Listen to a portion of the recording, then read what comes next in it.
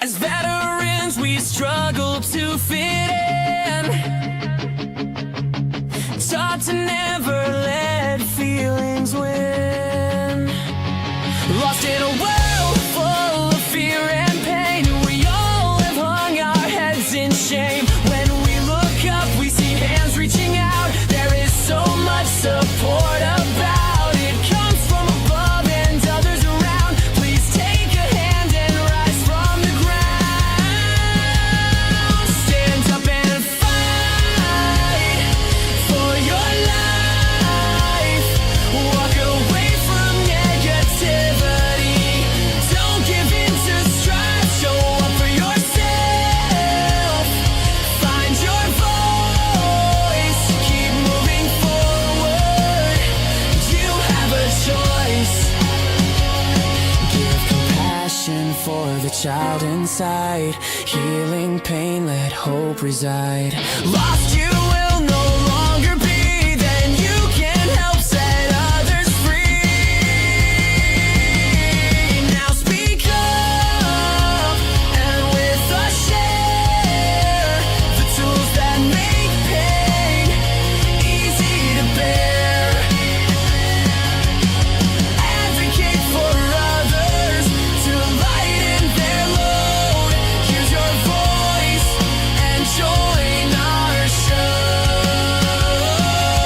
On Coffee Talk with Bryan and Marie, we heal out loud, PTSD to advocacy.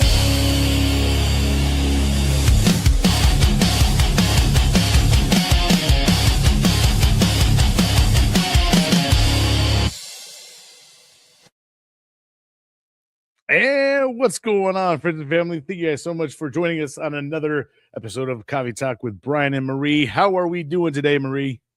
Hey, today has been a journey, we're having technical problems. You guys are going to hear the echo. I've tried everything that I can do, and we just spent about almost an hour trying to figure out, and we're just like, whatever.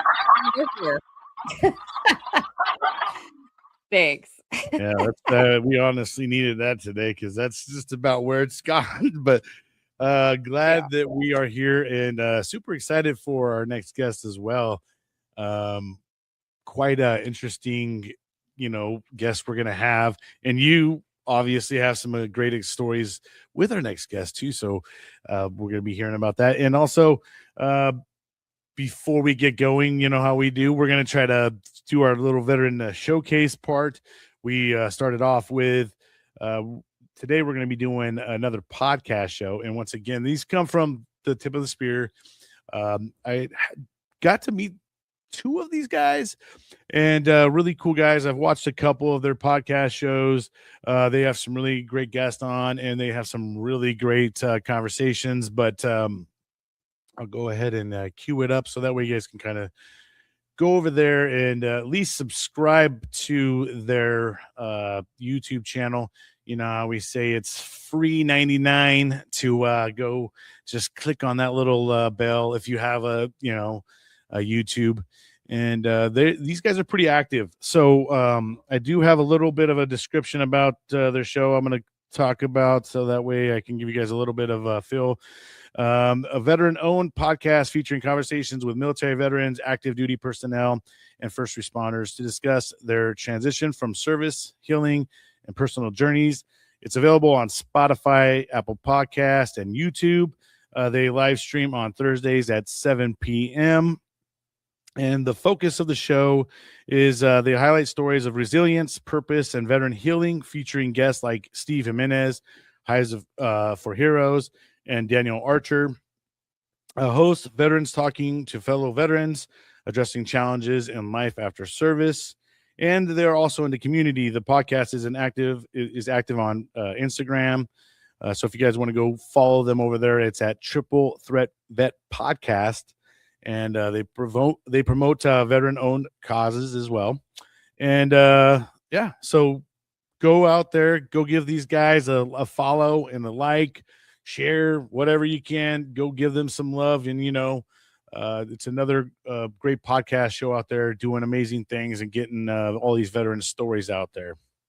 Yep, and Ty has been a part of the tip of the spear. For those of you who don't know, that is the podcast for veteran podcasters, and we get together once a month, and whoever can kind of show up, we get together and we talk about, the latest events or stuff that's in the news, especially the stuff regarding other veterans and stuff like that. And then he also has been on the Cav Arts podcasting class, and so Cav Arts again is one of those things, kind of like there's Cav Arts and there's ASAP, and they encourage creativity with veterans. So go and look up Cav Arts and join the podcasting class if you're interested. Yeah, that's outstanding. And gentlemen, keep doing what you're doing out there, and keep being a voice in the community, and also being an avenue where other veterans can use their voice as well. We appreciate you guys and what you're doing. All right, now we're going to give the show over to Marie and allow her to do one of her amazing poems, and I'll back out, and then we'll introduce our guests. So the floor is all yours. Hey guys, yeah, thank you. So, something that I've been working on a lot lately processing through is we're coming up on Memorial Day. And with that, it's also been a year since the last time I saw my dad. And as you know, most of you guys know, he was a Navy veteran. And so there's been a lot of just thinking about the past and thinking about those on the other side that I'm missing. Also, with Memorial Day, there are friends that passed away, in Iraq, but also those that have killed themselves since we got back. And I've been thinking about one in particular, which is one that I was very close with, and I really owed him an amends. And so I've been kind of like processing through how can I make an amends? And I kind of got a message from the other side, and he asked me to reach out to some of our battle buddies, and which were his soldiers. And I was like, okay. And I'm really glad that I did, because they were both really struggling. And so I was just able to kind of have some of that common humanity and have a conversation with them about my own journey. And so as I've been thinking about all of this, there is a new poem that came to me, and I'm so grateful. It's very divinely inspired, but part of this has to do with the negative messages coming from the other side and the positive messages coming from the other side. And this is kind of perfect because our next guest is somebody that I deployed with. He was one of the NCOs that I deployed with. He's now a major, but a really awesome guy. But it's just kind of perfect because as we're coming up on Memorial Day, I'm processing through these emotions, and it's good to have that common humanity. Oh, I'm gonna cry. But it's good to have that common humanity with somebody who has been there beside me with it. So I'm really excited about this. This is our first time seeing each other, since I got out of the military, but we've talked on the phone a couple times. So anyways, thinking about just everything of the messages from the other side and which messages am I listening to. So, messages from the other side. Messages from the other side, the place where all spirits reside, resonate so deep within and often come from my kin. Some come from friends long gone or others who passed, some I've done wrong. I tend to get lost reminiscing, finding myself endlessly listing all the wrongs in my past, words not said or harsh ones cast. When I feel self condemnation, I make the choice of resignation. I know that message very well. That voice wants me to live in hell. Making the choice to refocus my mind, I start thinking of words that are kind. I listen to spirits speaking to me who genuinely want me to be free. The ones that don't think I am damned for the hurts caused by my hand. They offer opportunities to make amends through community. Then I think of those in need who may need help, need me to plant a seed, one of hope and recovery as they go through self discovery. I cannot change my past choices. When I help others, God rejoices. So do the spirits round about. I can almost hear them shout, with Christ, They are holding me. They lift me high so I can see above the clouds of blame and shame so I'm not blinded by the pain. As I am healing day by day, I share with others how I found a way to heal from my list of trauma and overcome my life of drama. Living amends to those still around, I open my heart so love can abound. I do my best to take better actions and not get lost in overreactions. As I do this, the message gets louder that the other side couldn't be prouder. My squad of angels holds me tighter. The weight of my past keeps getting lighter. I'm no longer bound by mistakes I have made, for at Christ's feet they have been laid. I hope one day I no longer fight the messages I know are right, the ones that bring internal peace. For then, self punishment may finally cease. American made, better known, we are Doc Goodbeard. It's more than just looking good. When it comes to your beard, we believe you can have it all. Thoughtfully designed, unique fragrances, and affordable prices. We strive to provide a line of uniquely scented balms and oils that you won't find in other products. Come on, rock with Doc, and remember, it's all about the beard, man. So what do you say? Let's take that average beard and make it badass. Go to docbeard.com.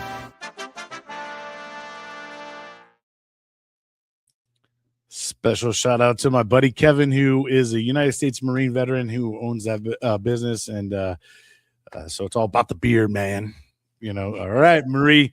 Well, thank you so much for your amazing poem as usual, and I know you're definitely, I imagine when you are going to have a guest on that you've served with, we've had a couple now, it's going to resonate feelings and things. Stories are going to come up and things. I mean, a lot of times I'll be talking to someone that I've served with, and they say stories that I totally freaking just like, I don't know if I've capped it out or what, throughout life. Just, oh shit, there's cobwebs on this thing. Oh yeah, I remember this. You know what I mean? So I imagine that this is going to be a little touchy for you. Yeah. Oh yeah, I'm already tearing up, because there's a lot of stuff. There's a lot of memories. There's good and bad, but just overwhelming. It's just overwhelming because this is somebody that's part of my past, Right. and has been supportive of me over the years. And yeah, so I really appreciate Nathan, coming on. So let me tell you guys about him and then we can bring him on, okay? So, Nathan Cumming is currently a U.S. Army major preparing to retire after more than 23 years of active service. Actually, he just said that he has postponed his retirement, so he'll talk about that in a little bit. But he originally enlisted shortly after September 11th, 2001, serving as a computer automations repair, combat medic, and finally as a commissioned officer and UH-60 pilot.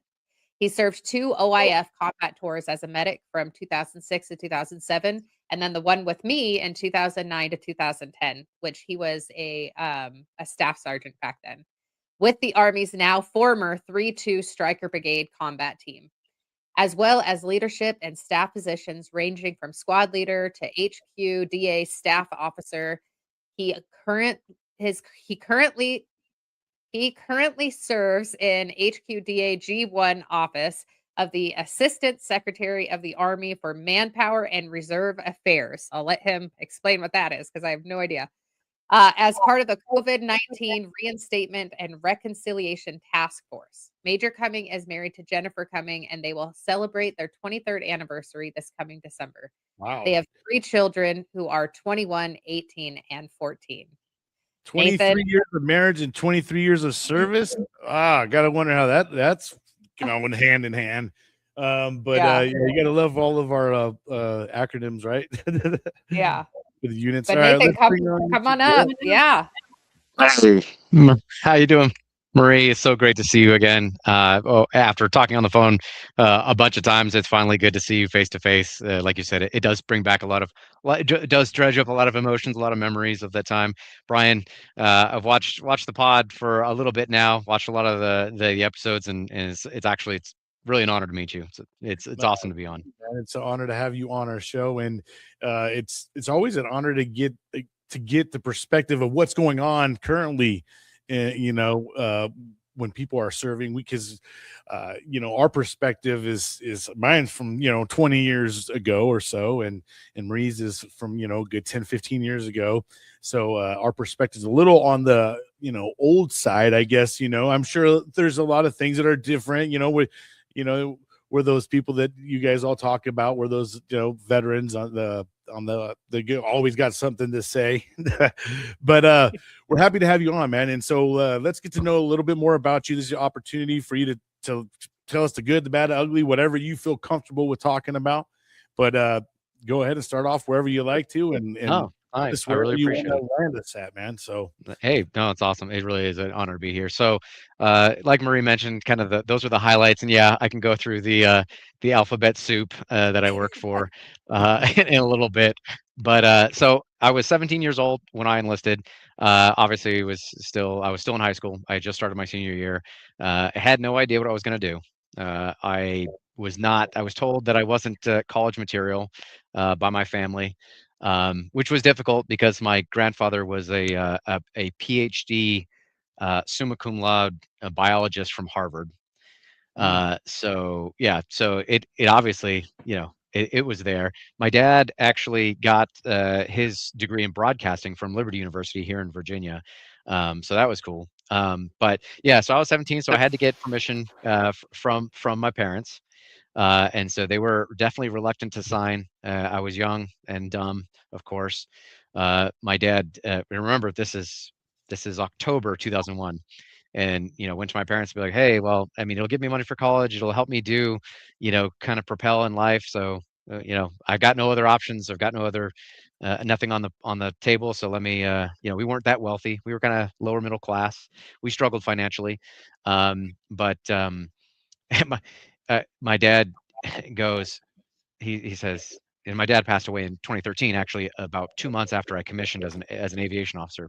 So he actually got to go to my college graduation. So he got to see me finally, culminate as an aviation, in my career. But he goes, Nathan, what if there's a war? And I go, Dad, there's not going to be a war. This is October 2001. So, and lo and behold, my entire rest of my 20 plus years of career has been pretty much nothing but war.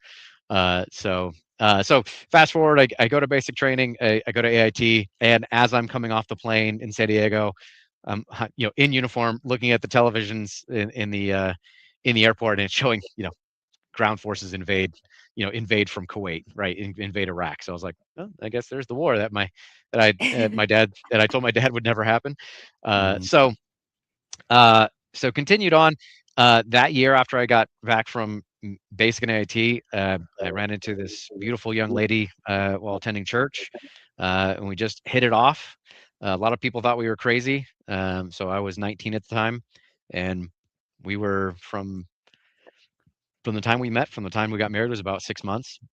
You did the Christian thing, bro. You guys had to get married really fast because you guys, yeah, baby. Yeah. So no, it was it really, what was funny is it wasn't. It was actually in this, my life is very, very much intertwined with hers, because she actually, and she would be a great interview also. And Marie, I think we had talked about this, just because of not just the trauma, but also living life as a military wife, also having to process and deal with the trauma while dealing with me being in the military.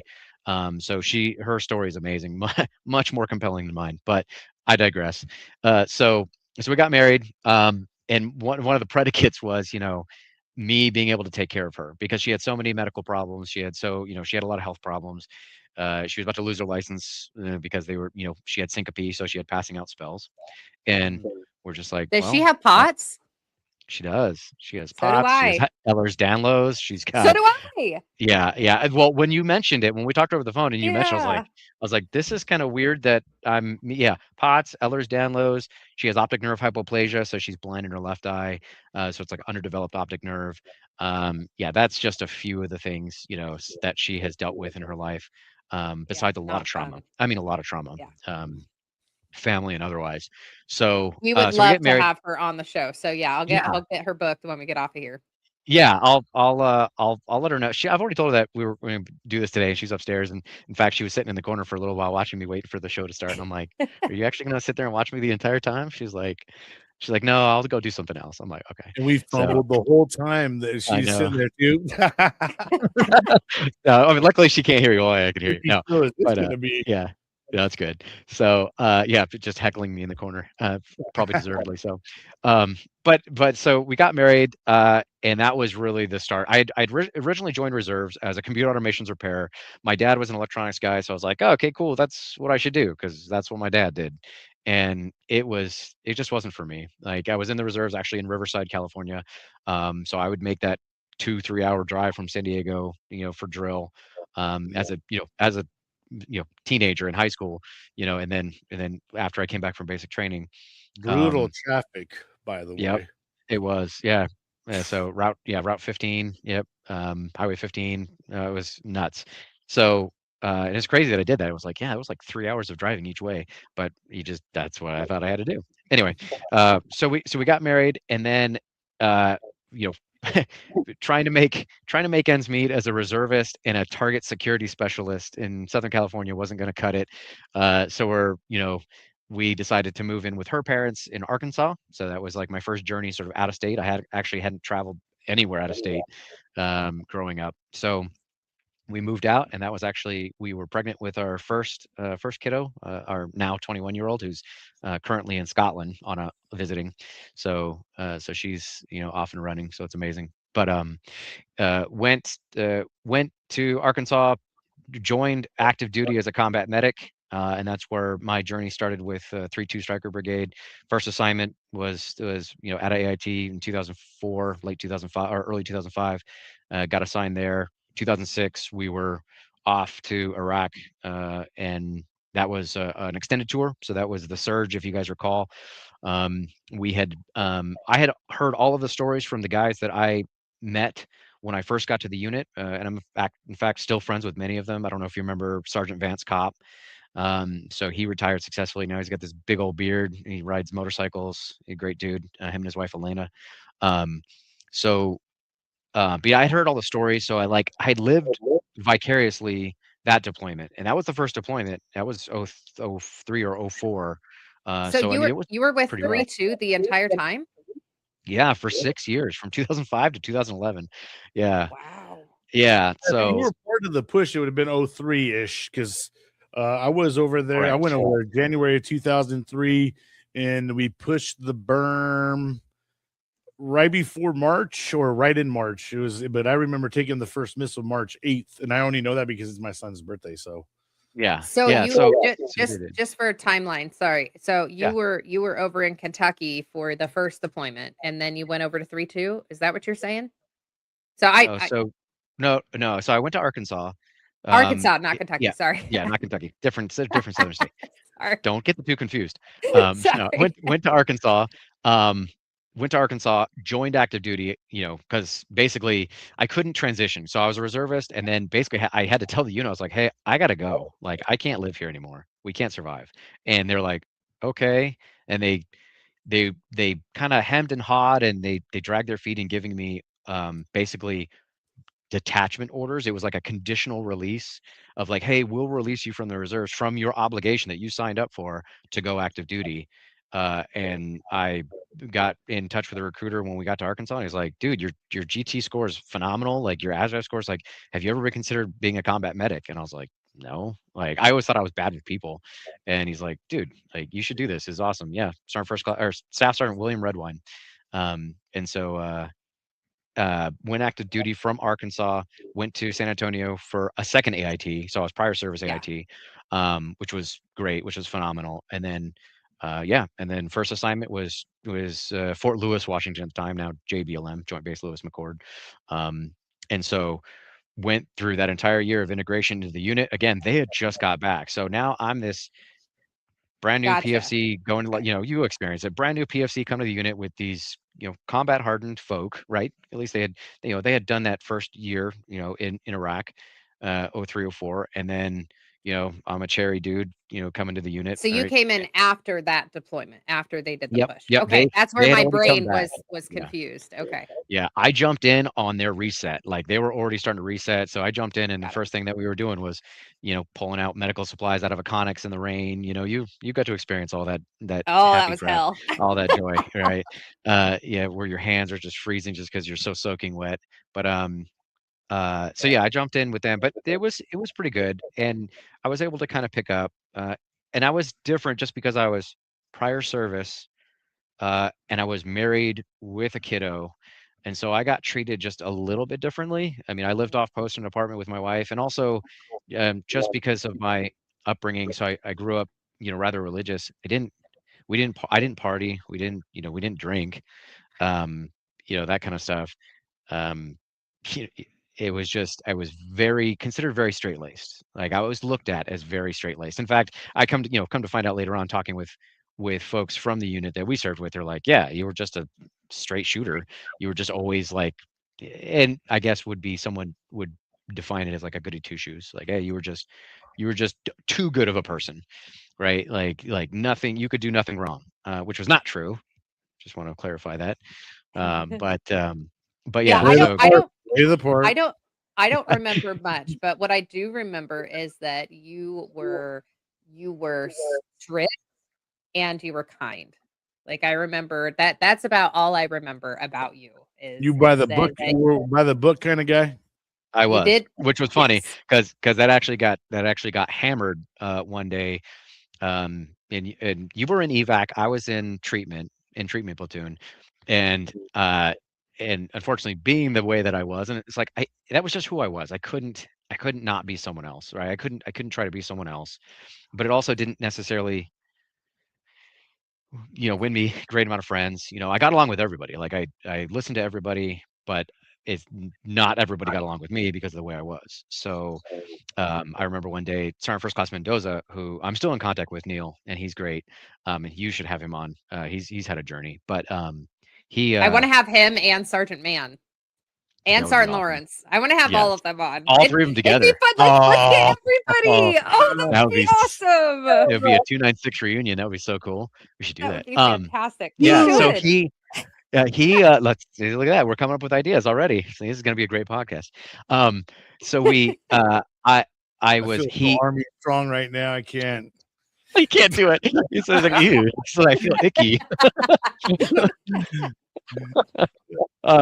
So Sar Mendoza actually one day I recall was he hammered the rest of the platoon openly in public, basically for not doing it. And then he pointed me out. He's like, Sergeant Cumming is the only guy who sits down and reads regs.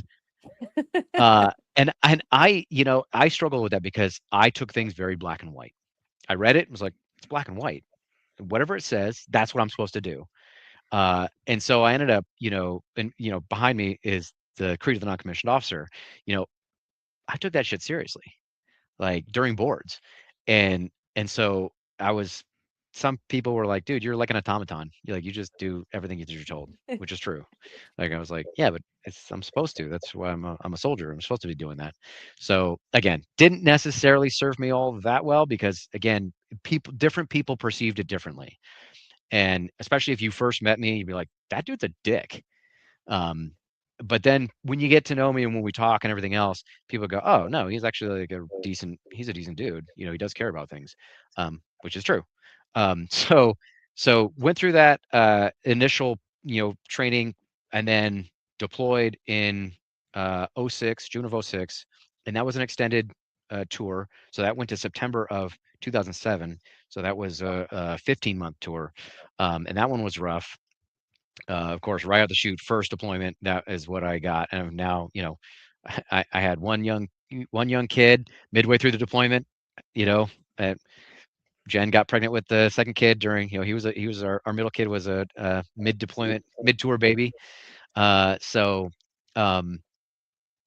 that one was rough, and I didn't realize how rough it was. I didn't process that one. But there was definitely signs that it was rough. Um, I definitely wasn't the same person I was before I deployed. I deployed as a specialist. I got back as a sergeant.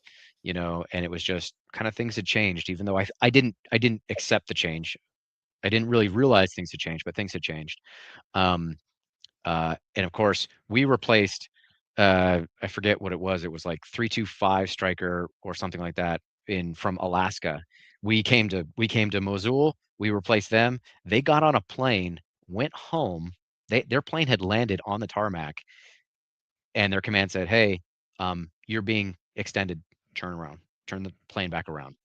The plane took off from Alaska, went back, and not only that, not only going from Mosul, but then they got reassigned to Baghdad. And of course, this is '06, so this is like peak, not great time to be to be in Baghdad. And so, long story short, we followed them. Uh, during that time, while I was with the Stryker Brigade, with the Brigade Support Medical Company, the Charlie Med for the Stryker Brigade, I was a detainee holding facility medic. So that was my first sort of assignment, taking care of detainees, which was interesting. Got to learn a lot. And then after that, I was attached with what was called the 3-2 MIT, which was the military transition team, which was like a 12-man little SF team. Oh, You weren't at the prison where there was all that stuff going down with the prisoners and stuff. Abu Ghraib. Abu Ghraib was in Baghdad, and Yeah, that one the was detainee hold. Yeah, that one was bad. Yeah, that was a and that one whole was story and stuff that came whole out of that story. whole Oh thing, yeah. right? Yeah, you remember Yeah, that? no, Yeah. that was terrible. And it ended up kind of like coming down to like being blamed on like one or two people, even though it's like, Right. yeah, Yeah. it was a systemic issue, and I think the Army recognized that. Some people But took no, a fall.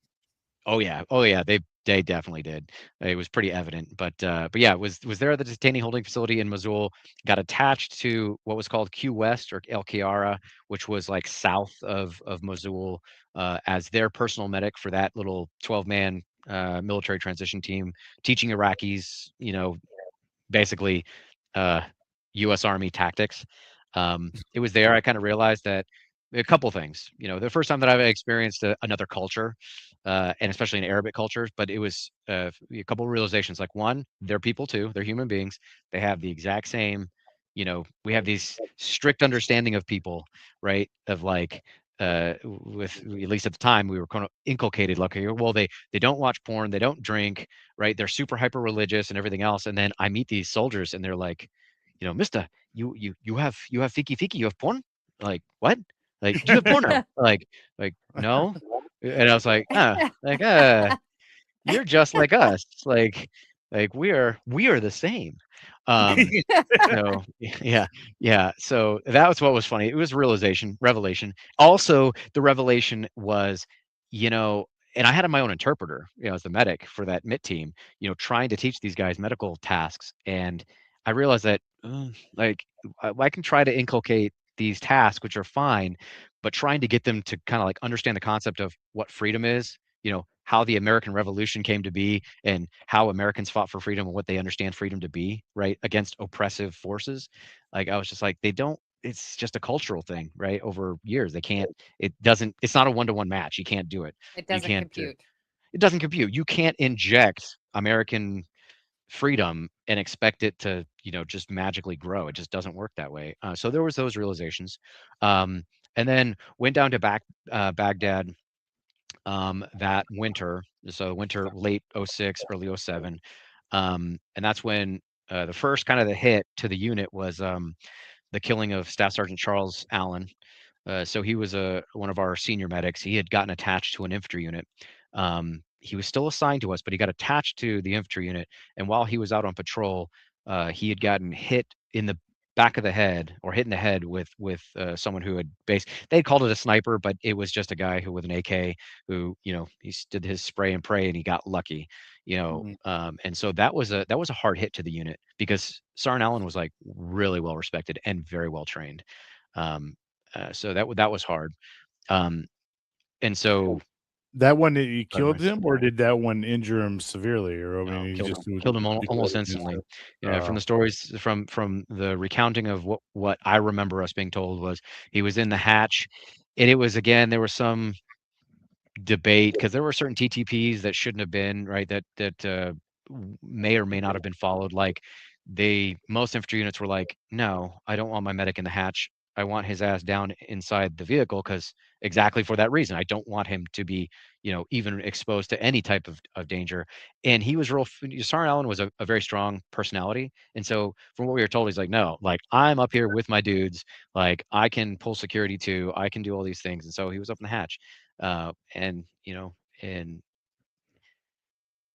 it's not to say that, his time came, but like we all, you had mentioned earlier, like we don't know how much time we have, and we don't know how or when or why, um, and this It's sort of, it's sad when you kind of look at it. It's like he volunteered himself because it was going to be somebody that day, right? I mean, whoever probably was standing up there that day, in it that was hatch. likely, yeah, whoever was that person, that body up there Yep. was likely going to be the unfortunate receiving, the receiving Yep. end of a Of a an stray AK round. bullet. Yeah. Yep. So that was hard. That was a big hit to the unit.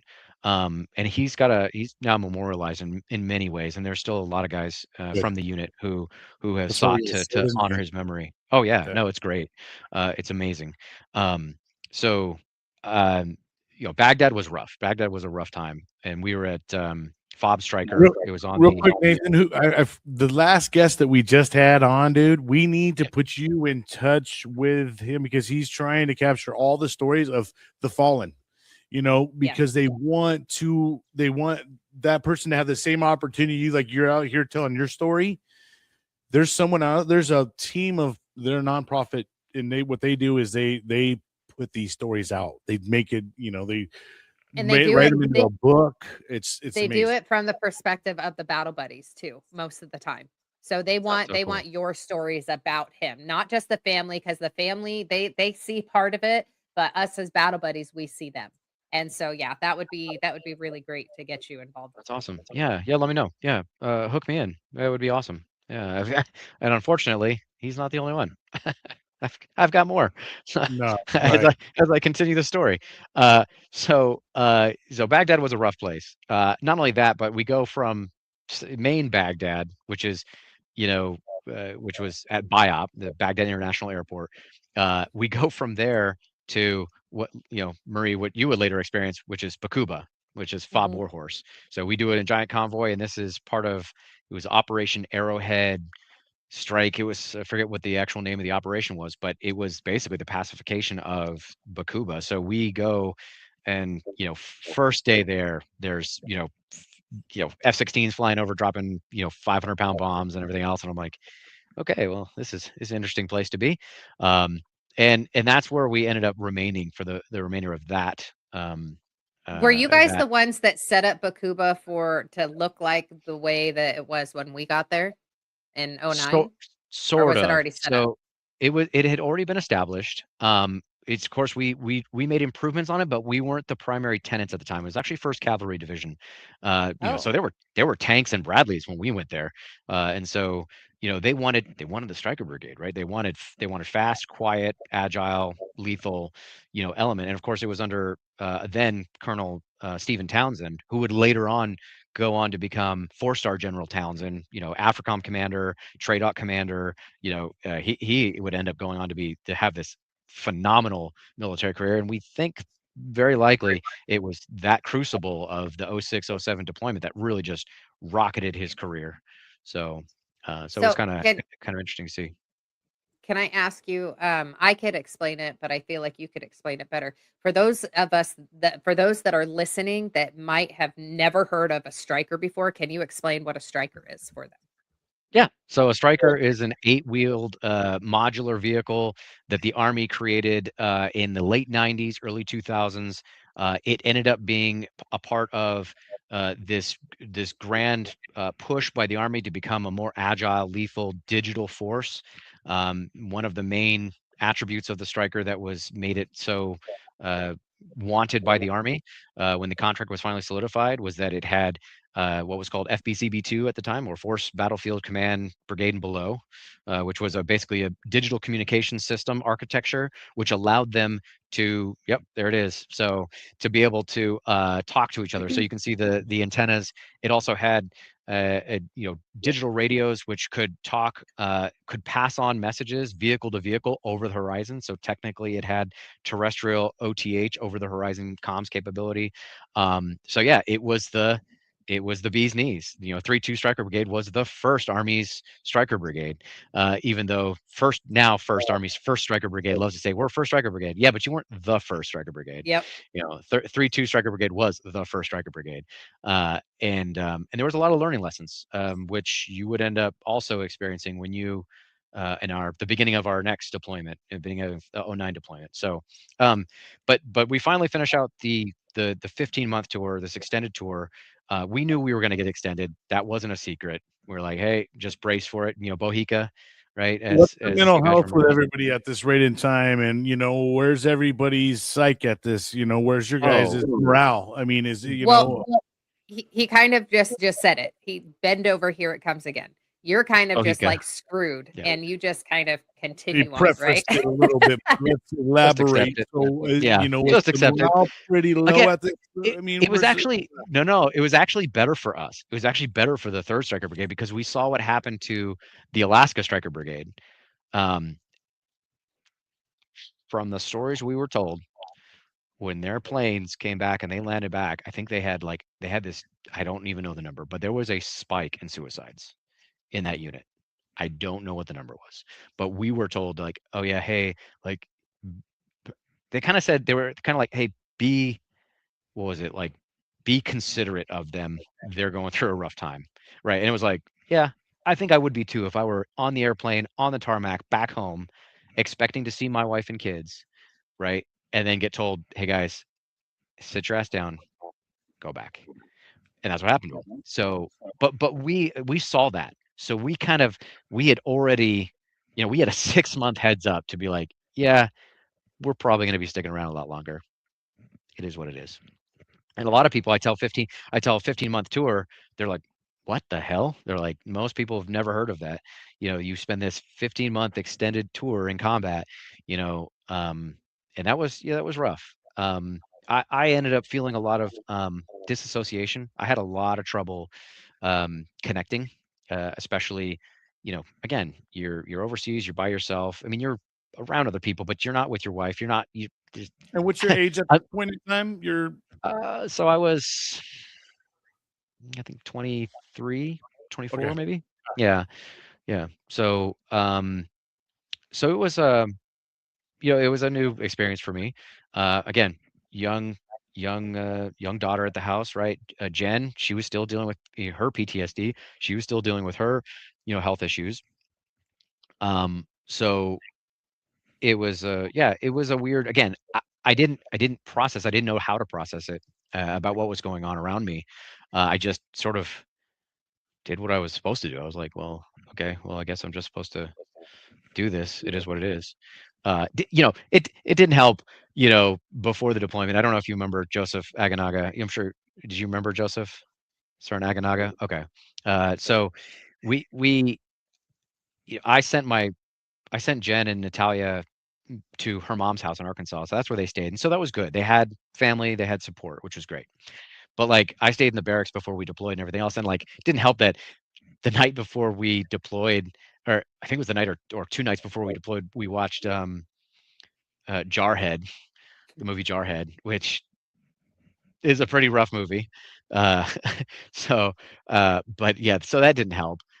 So yeah, I definitely struggled with connection. I struggled with feeling connected with home, right? Because we were so far apart, we could only call so often, right? And it was hard. I actually got chided when I was with the 3-2 military transition team, the 12-man team. They were lucky enough; they had a Iridium satellite phone. The Iridium you can call back to the States.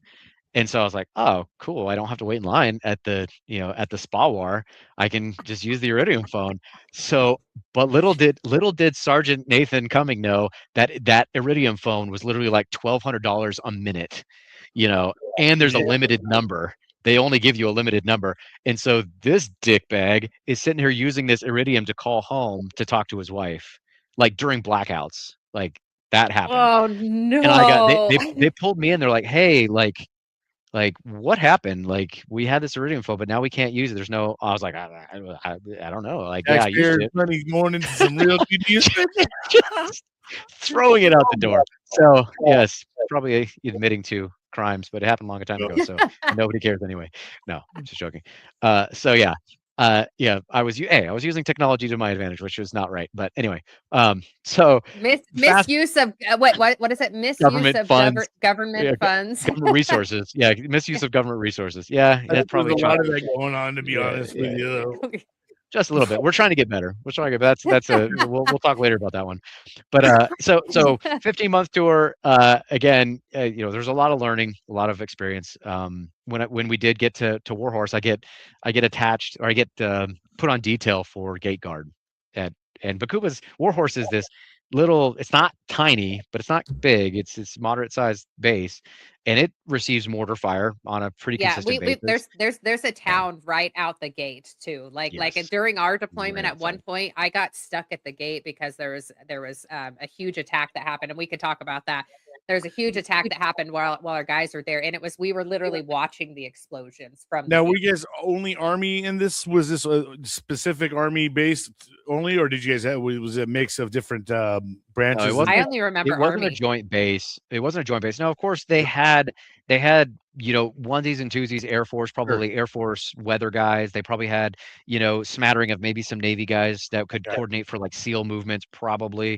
But But there we never wasn't saw any them. big, yeah, there Yeah. wasn't any. Now, there was in this story I'm about to tell, there was a contingent of foreign soldiers that were like conscript, and they were Ugandans. That's what was funny.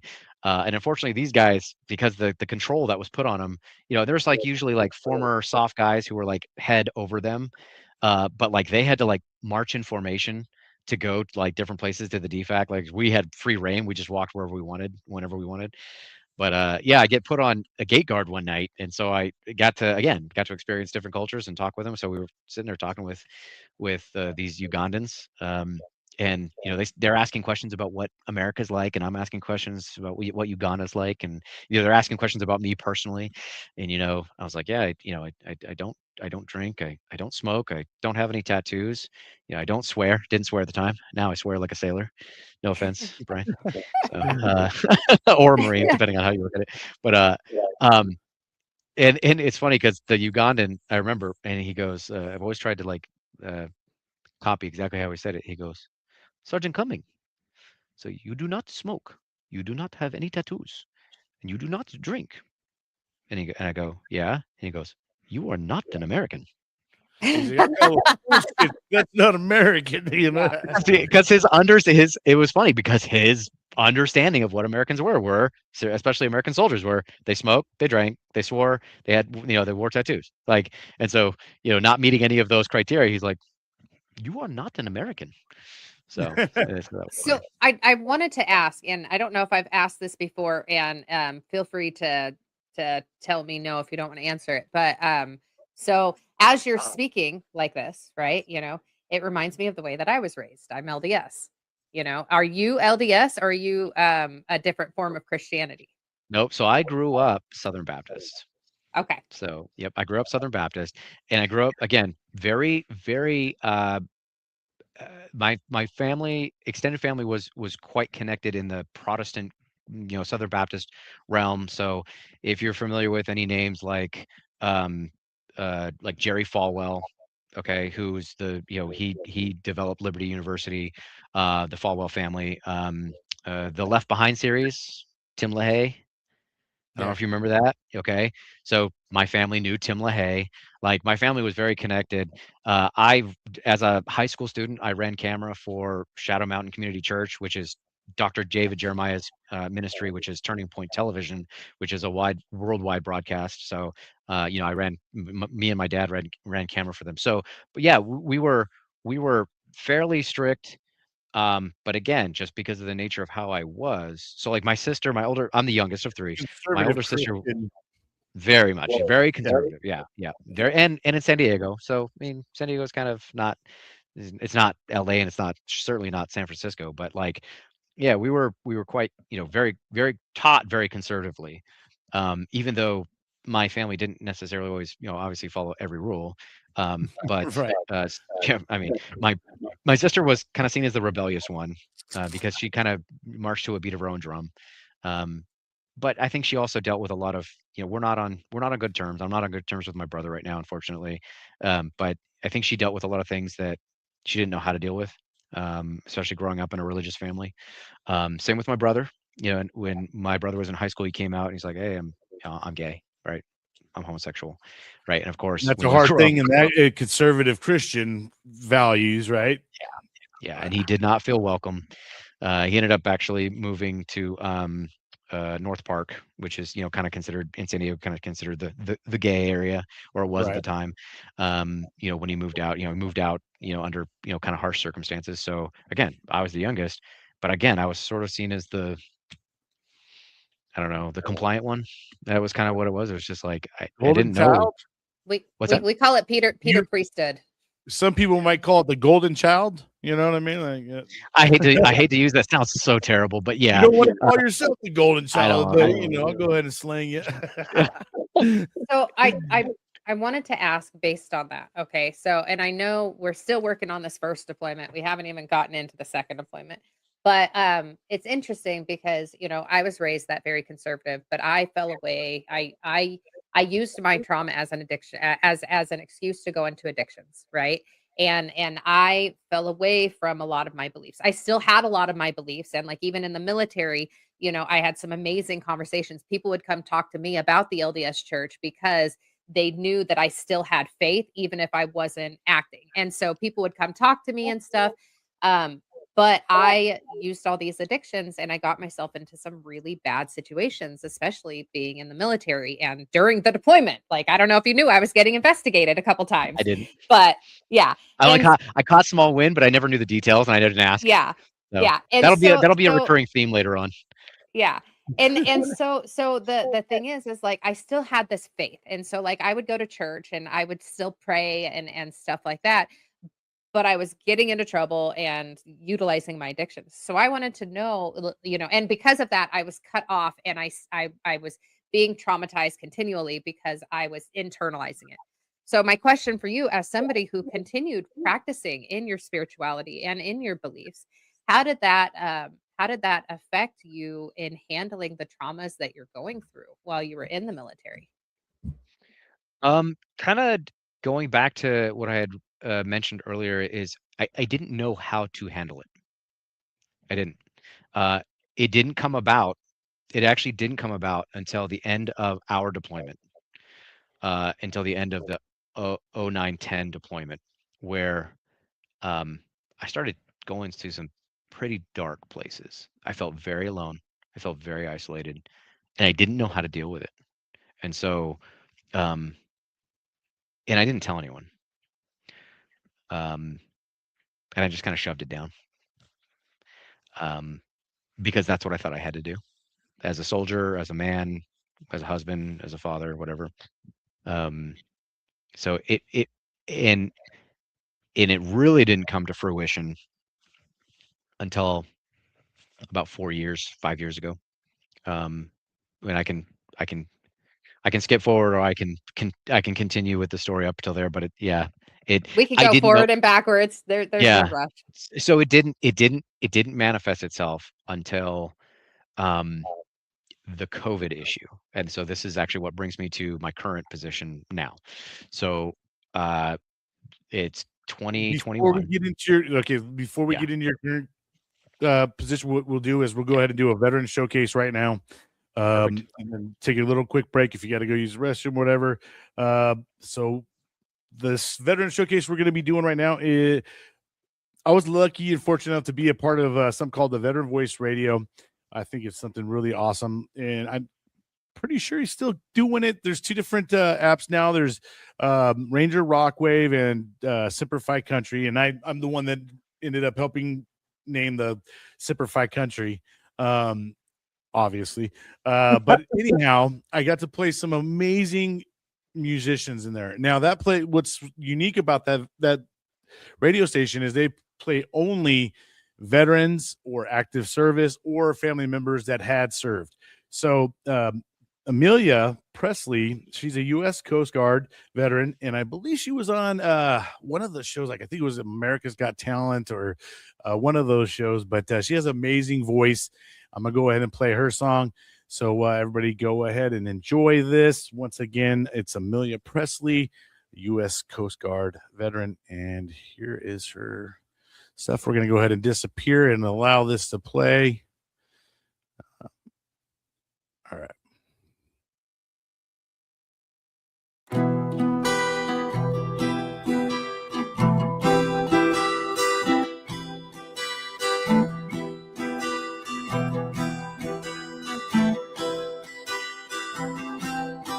Why do you come at me like you always do, with the prettiest smile that I ever knew?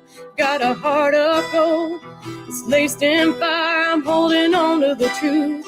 But we're both lies, there's a welcome sign at the sinner's den. You say come on in, baby, come on in. The potion makes you wild, makes me weak. We're gasping for air as we beg for heat. Swear to the sword I won't fall again, but the sun's coming up on the sinner's den.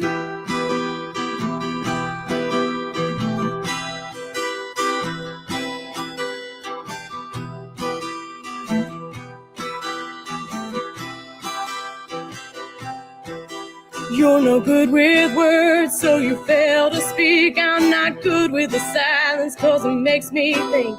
So we come together in a firing glass. Can't make out what happened, we're moving so fast. There's a welcome sign at the sinner's den. I'll say come on in, baby, come on in. The potion makes you wild, makes me weak. We're gasping for air as we beg for heat. Swear to the sword I won't fall again, but the sun's coming up on the sinner's den.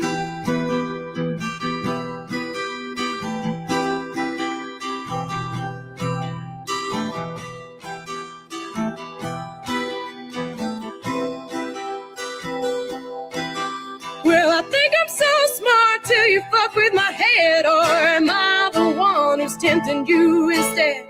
You say that you love me, I say no you don't. I'm just afraid to give you all that I want. I can feel the fire burning under your skin. I'm the water, honey, won't you jump in? There's a welcome sign at the sinner's den, and we'll say come on in, baby, come on in. The potion makes you wild, makes me weak. We're gasping for air as we beg for heat. Swear to the sword I won't fall again. Oh, the sun's coming up on the sinner's den.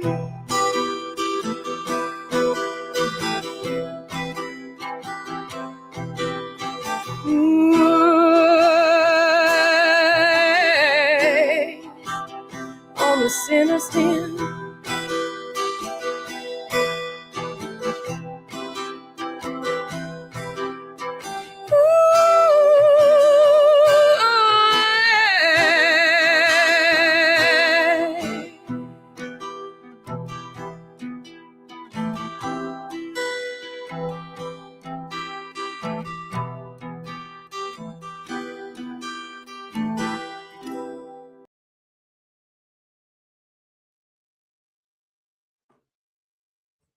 All right, all right.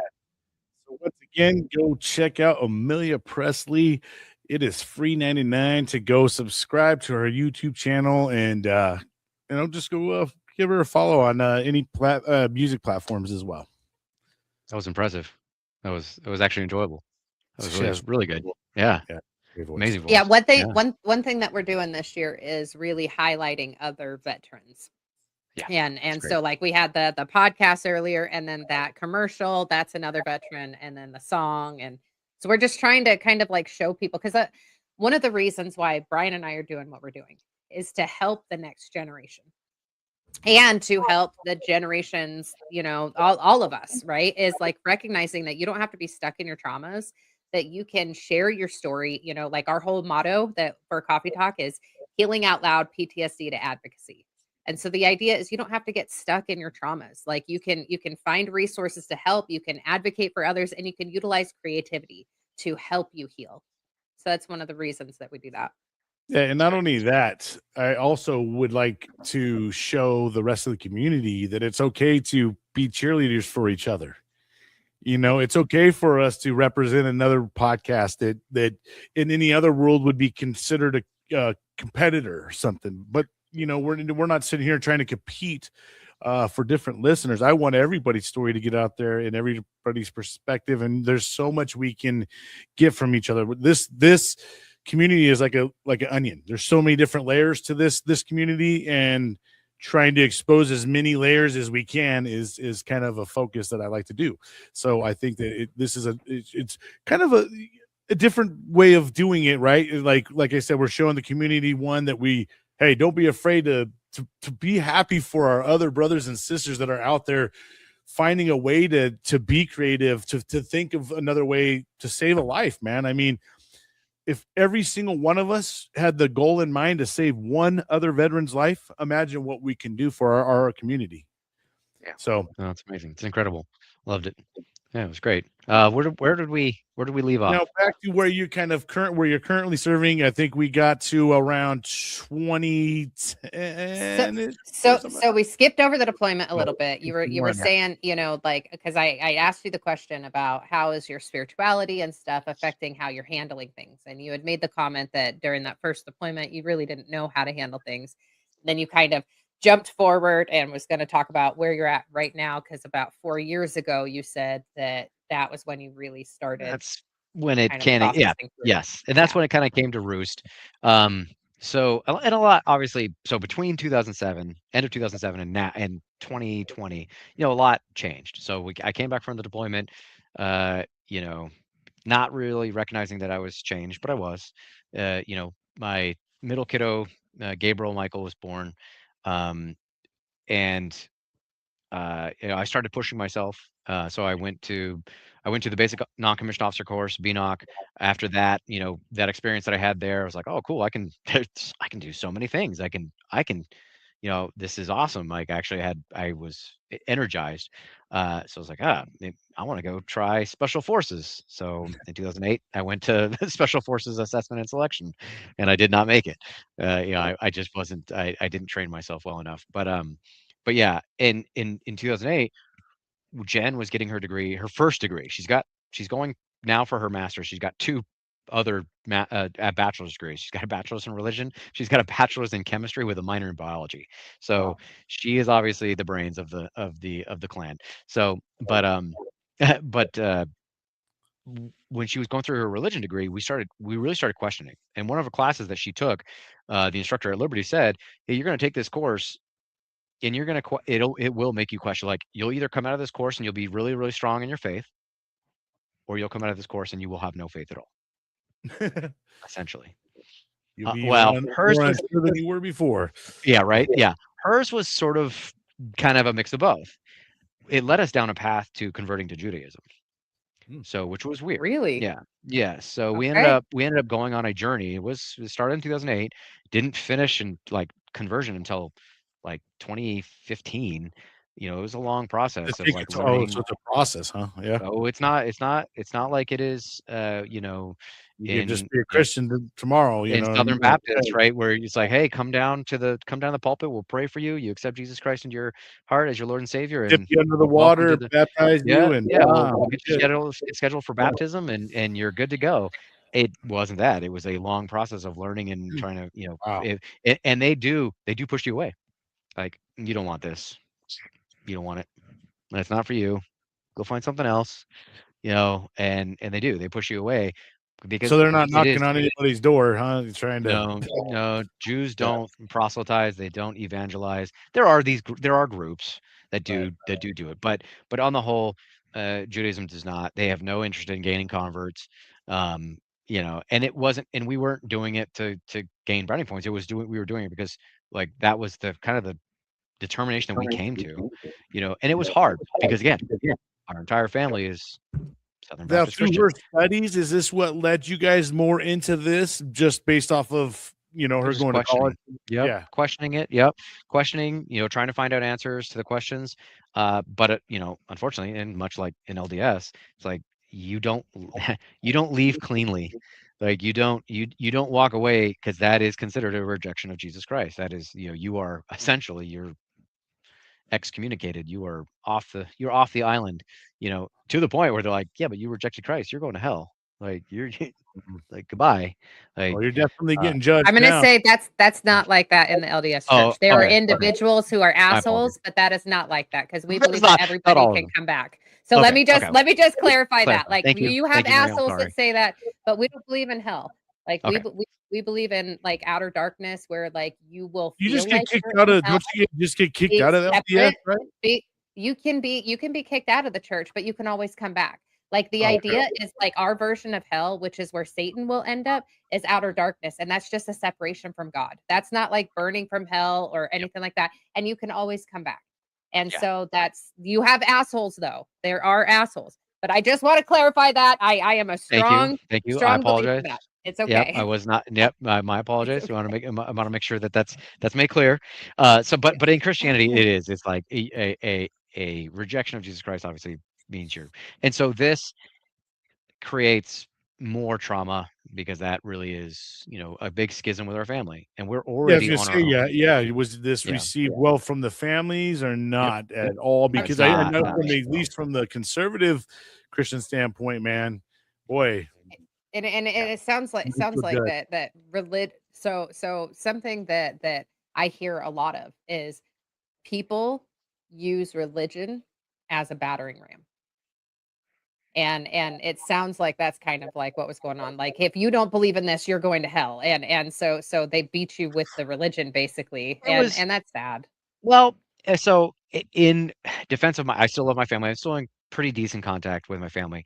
The issues with my brother and sister have nothing to do with like religion necessarily. Sure. Right. But there is a strain, because we couldn't necessarily, they deeply believed what they held to be true, and they still do. And we respect that. It's like, hey, we get it.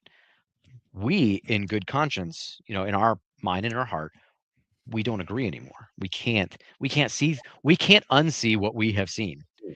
And so therefore we can't force ourselves to believe something that we just don't, you know. Um and so that was hard. And it did cause, it caused some strain, but and it still continues to reverberate till today. So, but um it didn't, again, the deployments and everything else, like, didn't ultimately, again, there's a lot of changes that go on between 2008 and 2021, right? There's that second deployment, right? The 09-10 deployment, which was a lot different than the I first I deployment. I figure we could chew that apart. Yeah, well, let's chew that one apart. But it really did. Again, I don't know. I've been through years of therapy, um, and I still am chewing on it. I'm still processing it. I'm still trying to figure out my own self. And a lot of it isn't necessarily childhood trauma. I can, and for I don't have necessarily a compelling story. It's like I wasn't assaulted as a kid. I wasn't. I didn't. I had a very decent. My parents loved me. We had a family. My parents stayed together. They almost got divorced. It was touch and go for a while, but they stayed together. So we had a cogent family, a coherent family.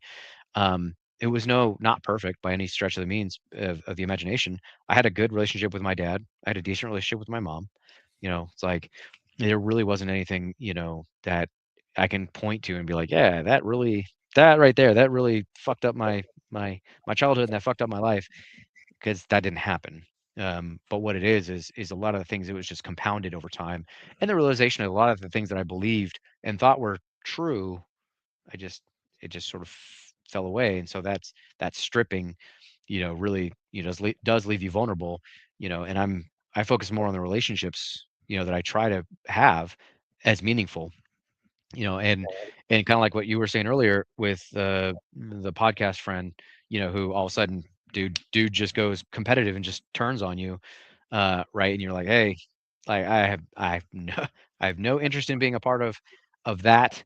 Um, I sort of take the same approach. It's like, hey, if you want a relationship, let's have a relationship, but I'm not gonna accept mistreatment. Like, I'm just not. It's just not gonna happen. Like, we're Healthy gonna boundaries, man. You setting yeah, healthy yeah, boundaries up. exactly, healthy boundaries. And that's the thing. that's where this all kind of goes in.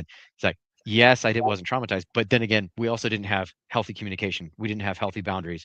We didn't, we weren't taught or ingrained that. And it was only until I got married and started maturing that I started realizing that that was appropriate. So fast forward, it's now 2021. I think I Yeah. think our generation in general kind of is taught that way, because for me too, man, it took a long time for me to accept and understand what boundaries are for myself, right? For me to be okay to set boundaries and then hold my boundaries with others, even no matter how hard that part was. But then I started learning, like, because you hear all these other people, and like, holy shit, well, I have boundaries too, like, and respect the boundaries. And took a while, man, but I'm in my 40s. I think I learned finally boundaries. You know what I mean? Like healthy boundaries is that. So, and because kind of going back to, you jokingly called me the golden child, right, of the family, which again, it's because I was compliant. Like my whole Right. nature was somewhat of a people pleaser. Like I Yeah. didn't really like, one of the things I struggled with as a kid was having my own opinion about things.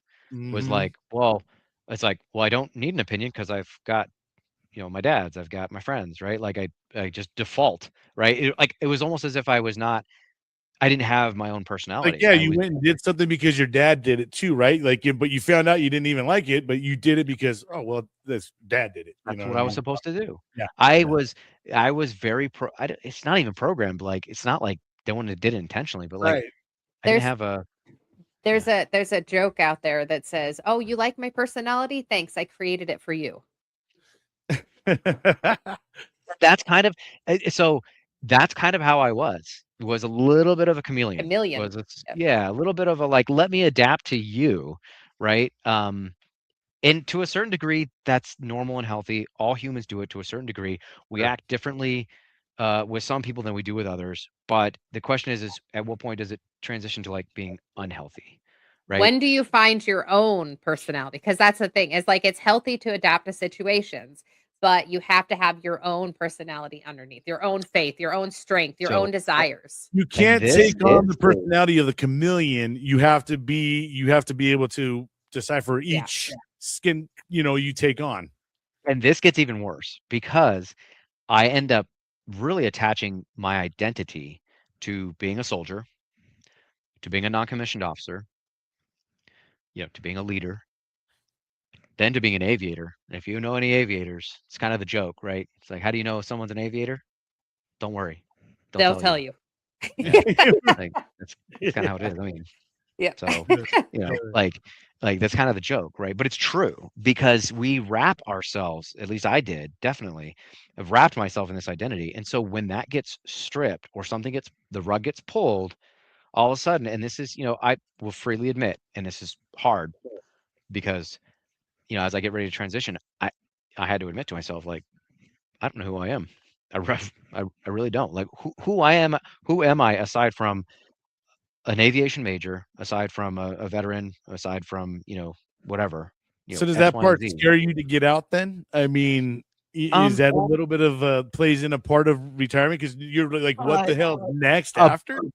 Yes, yes. And a part of it also is because I have this wrapped identity into what I've done, not necessarily who I am, but what I've done. I have had a serious comparison problem of like looking at other people and going, yeah, but I should be doing that. Right. So like a lot of these guys, aviation guys that are retiring out of the out of the Pentagon, they're going to work for Lockheed Martin, L3 Harris, Boeing, Northrop Grumman, you name it, right? They're just, I mean, and getting these high level executive positions, paying a lot of money, and I'm like, I have zero desire to do that. Nothing. I have no compulsion, compunction to go do that. Like and so yeah, and Brian, to your point, it does leave me very uncertain about like, okay, well, what am I going to do? But going to the 2021, where it really came to a head was the COVID issue. So I was a aviation maintenance company commander at the time, and um, the COVID, man, the COVID, Changed a lot of things, I imagine. it really changed so much, and people don't, I don't, it really was a seminal time in American history, which really shifted a lot of things, and not they'll necessarily look in a back good in way. time and know that that was a pivotal change in America. Pivot point in America. It really was, because of the way we dealt with it, and it was wrong. And hopefully we learn the lessons and we don't repeat it, but I'm not certain. So I'm a company commander, and the mandate comes down. They say, hey, you have to get it. I had already had an exemption for influenza because of a reaction. My family, I already know that I have like some genetic predispositions. I'm already dealing with some health problems. And so I'm like, one, this thing is not tested. It's a authorized use, right? It's basically a trial, right? It And hasn't it was a been. quick, yeah, it is the Yep. fastest I think trial has ever made it out to humans in history. So it hadn't been fully tested, hadn't been fully vetted, right? There's questions about it, and everything else. And, so I have all these reasons besides, like, okay, but now you're mandating it. Let's talk about the constitutionality of it. Like, do I have a personal autonomy, right? Do I have my own personal, can I make informed consent and be like, cool. And at the time I'd already had COVID twice. I knew I had it. I got, because as aviators, we had to get tested constantly. It's like, yes, I've had it. So just curious, if I've already had it, and again, going back to my roots of being a kid who reads the regs, I, I read the Army's, immunization and chemoprophylaxis reg cover to cover multiple times. It even describes emergency use authorization, EUA, how it should be treated, right? How it should be adjudicated. It even talks about, if there's a soldier who is quite certain they got the whatever vaccine, it didn't matter what it was, is basically deference should be given to the soldier. Like, cool, they're telling us the truth. And Marie, was that the case when we were medics? Guy would come up and be like, "Oh, hey, I already got my flu shot," and we're like, Doesn't "Oh, matter. hey, Where's the paperwork? that's Another cool, one. kid. That's cool, kid. Bam, right, and like jam him, right? Like, we don't give a fuck. Like, show us a record. Oh, you can't show us a record? You're getting it, You're right? getting it. And so you're getting it, yeah. And the same with anthrax and everything else. So it was terrible, right? We set up this terrible dynamic, and we're supposed to be soldiers. We're supposed to be, you know, professionals and experts, right? We're supposed to be, have this. We're supposed to have a brain. We're not communist automatons, right? Who just go through life doing what we're told. And so when I question it and I get ready to put in my religious accommodation request to decline it, I'm told, hey, you're going to get removed from command. We're going to kick you out. Your family's going to be on the street. And that was my Fear-mongering. break point.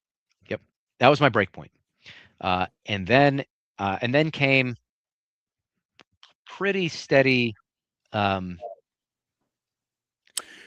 Now, did that steady. kind of break your heart a little bit? The way that they were pushing this issue so hard, because I think a lot of, unfortunately, this really was a bad time for the military service. I saw a lot of men and women get kicked out or just left. I mean, it just really, and I imagine it broke a lot of people's heart who loved what they were doing. You know what I mean? Didn't break my heart. It completely undercut the paradigm that I understood the military to be. Right. We were we were sitting in a meeting, me, other commanders, other first sergeants, right, company commanders, right, and the battalion command sergeant major says, anyone who disagrees with getting the mandate or tries to push it is not American. They are unpatriotic. They should be kicked out immediately. And we weren't I'm telling you. And the problem is that there were the Army only. Okay, the Army alone has a recorded more than 3,000 names, 3,013 who were actively affected negatively by the mandate. Wow. The Department of War has over 8,500 names of people who were either kicked out or negatively affected. That's not including people like me who didn't get kicked out, but whose careers did get affected. So those are numbers they don't share too often. They don't. You don't, and it's not being obviously it's not being loudly, because now with this administration, now they're saying, this is why I work for this for this R2TF, for the Reinstatement and Reconciliation Task Force under Colonel Bourne. Like, it is this effort to actually say, like, mea culpa, the Army did wrong. The Department of War did wrong. President Trump has said it, and Secretary of War Pete Hegseth.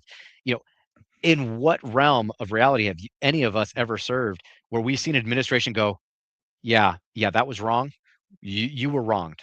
So are So they are you working guys? on oh, sorry. That's what I was just gonna say. Are you guys bringing back people who were kicked out then? Yes. Yeah. Or So reinstating their pay? Like, I mean, I imagine this forced people to early retirement, or pushed them out way quicker than they were planning on being there. So I imagine this has you're created a actually- whole backlog of issues, and that's why they have a whole. you catch it. You catch it well, Brian. The massive muscle movement of trying to locate, to communicate with, because again, people have moved on. Like Yeah. I try to call numbers that we have on record. It Yeah. says we're sorry, this number is no longer in service, right? They're gone, they're off the map, right? So trying to locate them, trying to communicate with them, trying to let them know, like, hey, there are options. You are not alone.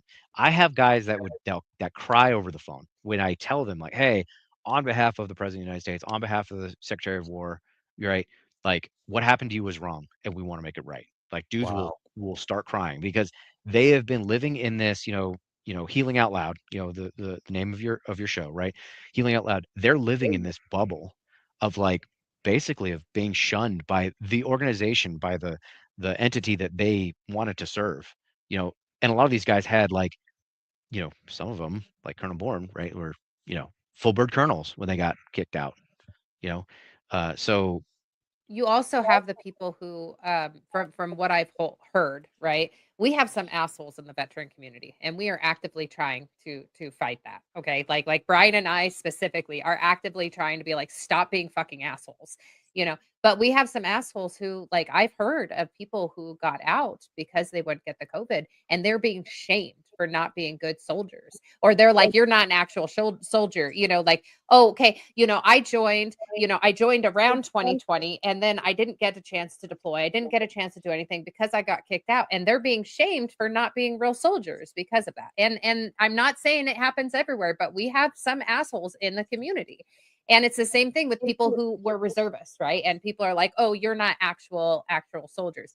And like my husband, he was a vet. He's a veteran. He was in the Marines for 6 years, never deployed, but dealt with a shit ton of trauma, and he was ready to do it. And we actually had someone in the VA specifically tell him he is not a veteran. And so it's like you've got people who are assholes. And so I can imagine, and like my thought process is going into compassion with those people who are like, hey, I didn't want to risk my health, and this, that, and the other. And then they get out and they are losing their worth because they're like, well, I thought this was what I was doing.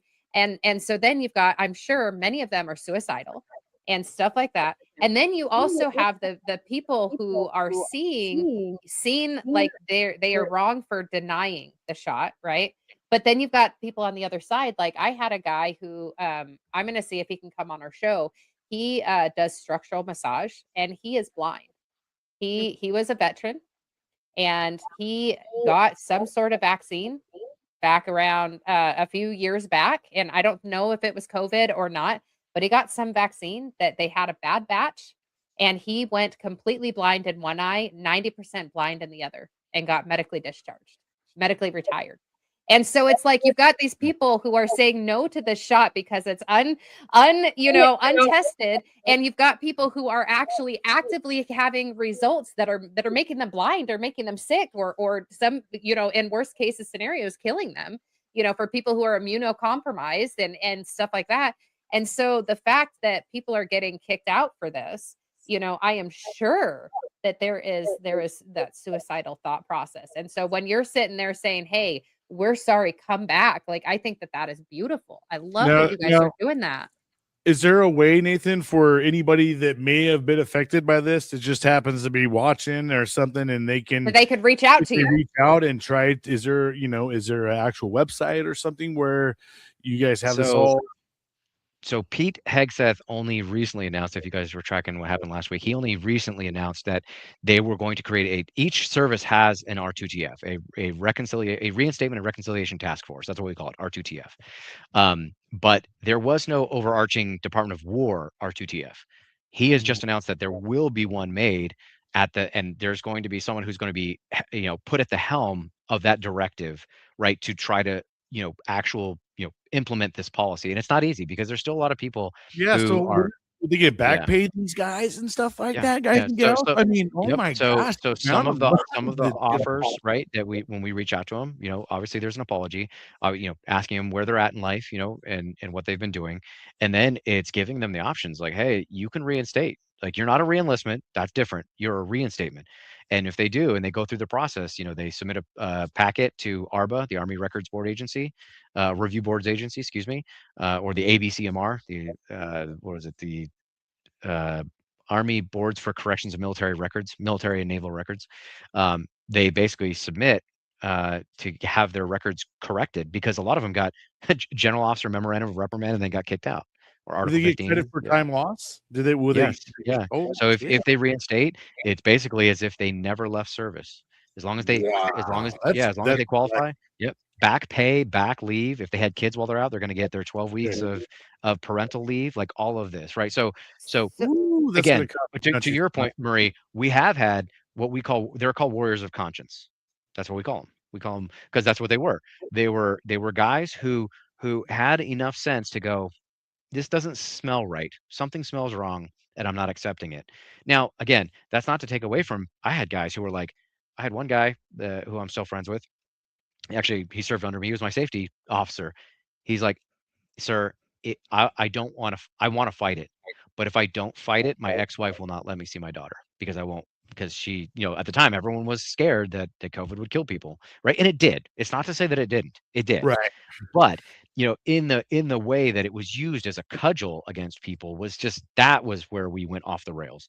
So another guy was like, hey, like if I don't get it, I'm going to get kicked out. I'm going to lose. I was at 16 and a half years of active federal service, like that close to retirement. So yeah, that's what broke me. We had guys, we have saw a report that came across my desk of a kid who uh, refused the vaccine, got kicked out. Yeah, put a 9mm in his mouth and pulled the trigger. Gone. And his family's asking, hey, like, what do we do for them? Yeah, and that is a great question. We all go, yeah, what do we do for them? Because he was clearly a warrior of conscience. He was someone who, took his oath seriously, and politely declined something that shouldn't have been forced on him, right? And so yeah, there's a lot of brokenness, and we're trying to um, Crazy, right? We're freedom fighters, right? And we lose our right to our own freedoms when we join.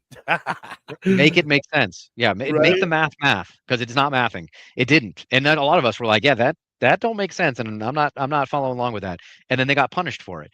And that's where what we're trying to do is much like if you ever I forget what the name of the technique is, but it's an ancient technique of Japanese when they break a bowl, they actually use gold to mend it.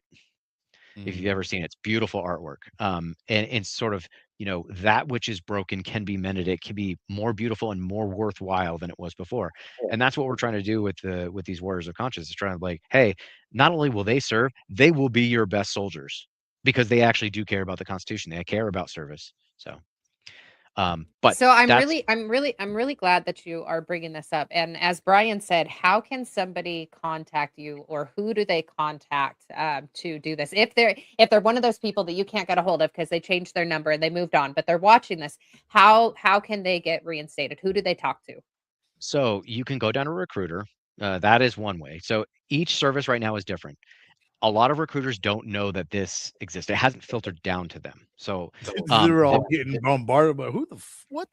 some. Some I mean, there's 50-year-old some coming in there like, hey man, I'm trying to get reinstated. reinstated. They're like, "Ooh, like you're not our demographic.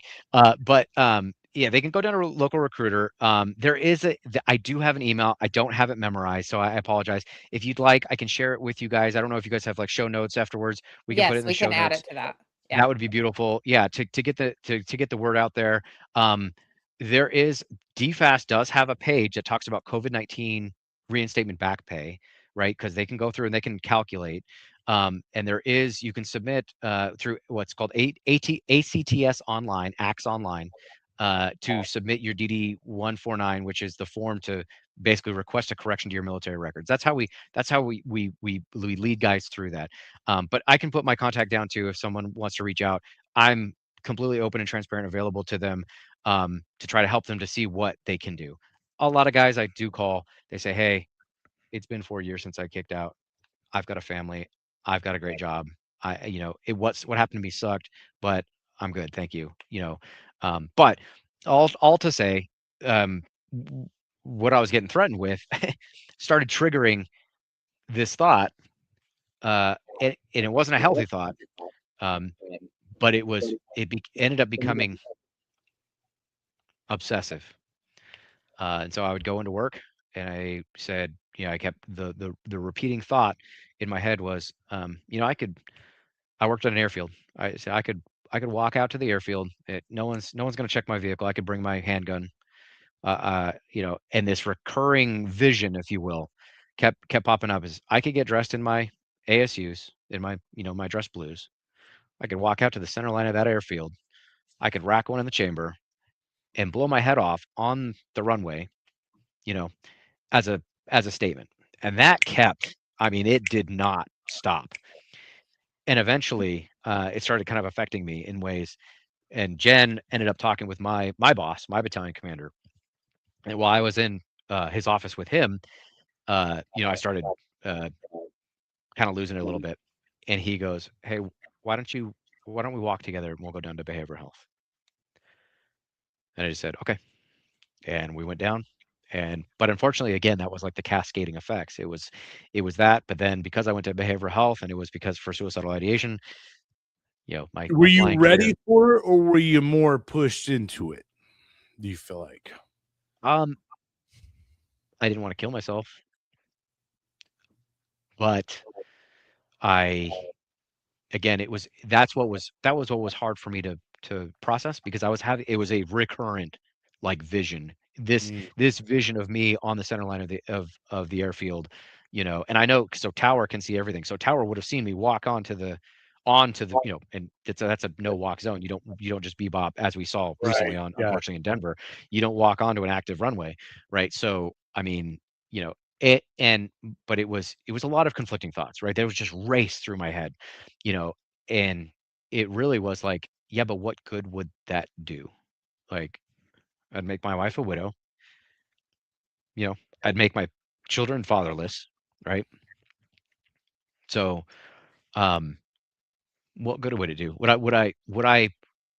I might be page 9 on a local newspaper. U.S. Army aviation officer, commits suicide on active runway. Maybe. But is it going to get the broad writ attention of CNN or Fox News or, C-SPAN or some other, major outlet? Probably not. Probably not. So it was, I had to come to the realization, and it wasn't so much I was forced into it, but it was sort of like, I recognize I have a problem. I It's recognize I have a problem. it sounds like kind of going into the poem that I read earlier, you were getting Yeah. messages It from struck both me. sides. No, it Yeah. struck me. Yeah. What you Oh said was yeah. like, this resonates. Yeah. 100%. Um, it was. That's why I thought it was very, very poignant what you read. I was amazed. It really was. That started the journey. But again, it halted my aviation right there. I was restricted from flying. I was down, and then basically I had to jump through so many hoops to try to get back flying that I couldn't jump over the hoops. I just couldn't make it. And so I basically resigned myself. I said I just gave up. Like, oh, You well, there tap. goes there Yeah. goes aviation. There goes aviation career. That's out the window. And again, I didn't get kicked out. My battalion commander, my brigade commander, in fact, my general officer of the military disquisition at the time, he was also an aviator, who we think that he kind of maybe didn't agree with the mandate. And so when we sent what was the biggest wrong that was occurring at the time, guys, there were guys who had religious convictions against it.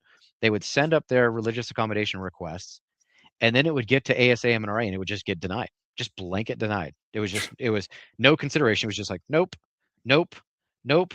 Right? There was no consideration of the actual of what they were trying to pitch, and so that's where it was like, okay, well, there's some fuckery going on where it's not. My packet and several other packets of guys, Chief Warrant Officer fives, very well respected guys in aviation, their packets went up and disappeared. They just sort of poof, went away. It never got looked at, never got considered. We never got Article 15. We never got GOMARD. It just sort of like went away. And But again, for me, it affected my career. With other guys, they were able to really handle it well, and they went on to continue flying and excelling in their aviation career. Um, but yeah, my last flight was with CW2 Andrew Eves. I don't know if the name sounds familiar, but he was the instructor pilot that was in the Pat 25 incident over the Potomac in late January of 2025. The pilot that was being examined was Captain Rebecca Lobach. She was one of the PLs while I was the battalion operations officer. So like I knew both of them. Wow. I knew both of them. I worked with them. So and of course Staff Sergeant Ryan O'Hara who was the backseater. Again, that was a kick to the head too, to find out that, hey, it's like aviation's inherently dangerous. So yeah, sorry. Kind of, yes, I still haven't quite figured out my own internal clockwork to your question, Marie. I know that was a very long-winded answer, but I haven't quite figured out how to deal with it, because it seems it's just not so black and white to me. So we've kind of talked, about these last few years and whatnot. What I want to do is I want to go back and kind of talk a little bit, because we went from your that first deployment, and then we went into 2024, and there's a good 10 years in between that, or 14 years in between, or sorry, 10 years between, yeah, that and then 2020, 2021. And so I want to kind of talk a little bit about, our deployment, and then that time afterwards. And then we'll finish off. We got to be done around 2 hours. So 2 hours is our cutoff. And so, but there at the end, I just want to talk about where you're at right now, and then what your hopes for moving forward are.